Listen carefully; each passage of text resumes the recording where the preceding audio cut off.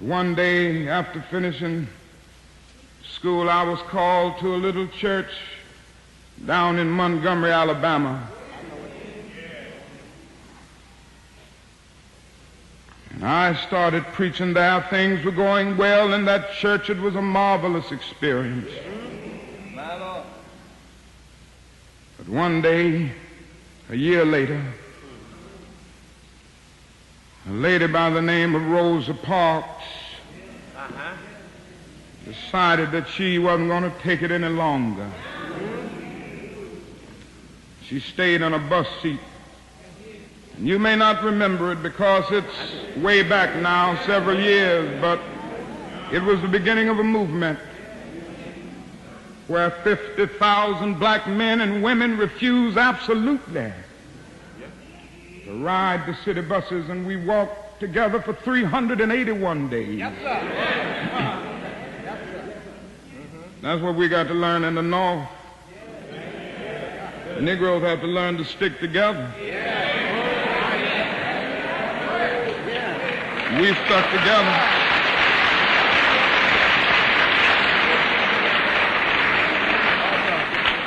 We sent out the call. No Negro rode the buses. It was one of the most amazing things I've ever seen in my life.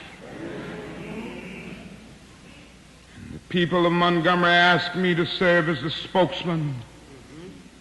And as the president of the new organization, the Montgomery Improvement Association, that came into being to lead the boycott, I couldn't say no. And then we started our struggle together. Things were going well for the first few days, but then about 10 or 15 days later, after the white people in Montgomery knew that we meant business, they started doing some nasty things.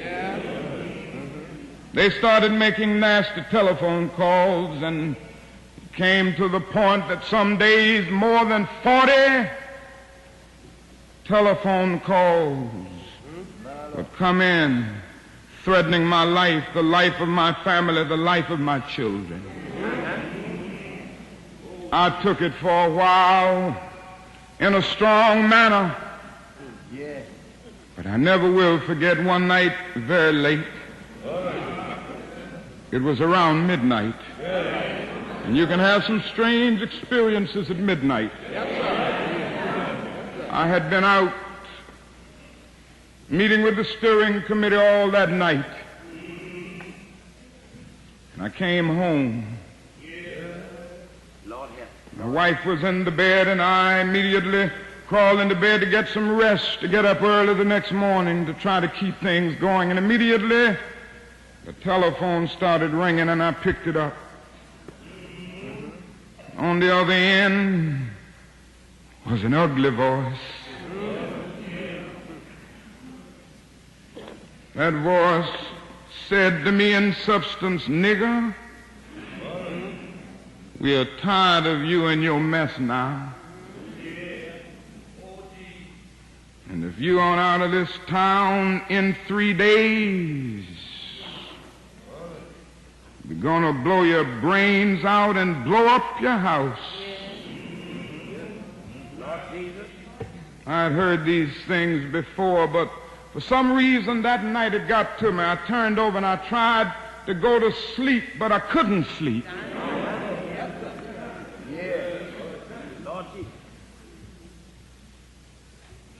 was frustrated, bewildered. And then I got up and went back to the kitchen, and I started warming some coffee, thinking that coffee would give me a little relief. And then I started thinking about many things. I pulled back on the theology and philosophy that I had just studied in the universities, trying to give philosophical and theological reasons for the existence and the reality of sin and evil. But the answer didn't quite come there. I sat there and thought about a beautiful little daughter who had just been born about a month earlier. We have 4 children now, but we only had 1 then. She was the darling of my life. I'd come in night after night and see that little gentle smile. And I sat at that table thinking about that little girl and thinking about the fact that she could be taken away from any minute. And I started thinking about a dedicated, devoted, and loyal wife who was over there asleep. She could be taken from me, I could be taken from her. And I got to the point that I couldn't take it any longer. I was weak. And something said to me, you can't call on Daddy now. He's up in Atlanta 175 miles away. You can't even call on Mama now. You got to call on that something and that person that your daddy used to tell you about. That power that can make a way out of no way.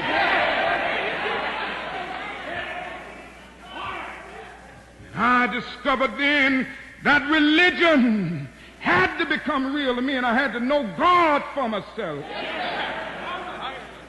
And I bowed down over that cup of coffee. I never will forget it. Oh, yes, I prayed a prayer, and I prayed out loud that night. I said, Lord, I'm down here trying to do what's right. I think I'm right. I think the cause that we represent is right. But Lord, I must confess that I'm weak now, I'm faltering, I'm losing my courage. It seemed at that moment that I could hear an inner voice saying to me, Martin Luther, stand up for righteousness. Stand up for justice. Stand up for truth. And lo, I will be with you even until the end of the world. I tell you, I've seen the lightning flash. I've heard the thunder roll. I've felt sin breakers dashing, trying to conquer my soul. But I heard the voice of Jesus saying, still to fight on. He promised never to leave me, never to leave me alone. No, never alone. No, never alone. He promised never to leave me, never to leave me alone. Sometimes I feel discouraged. And I don't mind telling you this morning that sometimes I feel discouraged. I felt discouraged in Chicago. As I moved through Mississippi and Georgia and Alabama, I feel discouraged. Living every day under the threat of death, I feel discouraged sometimes. Living every day under extensive criticisms, even from Negroes, I feel discouraged sometimes.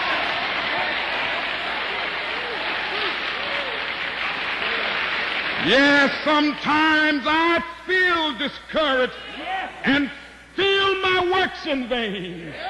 But then the Holy Spirit revives my soul again. There is a balm in Gilead to make the wounded whole. There is a balm in Gilead to heal the sin-sick soul. God bless you.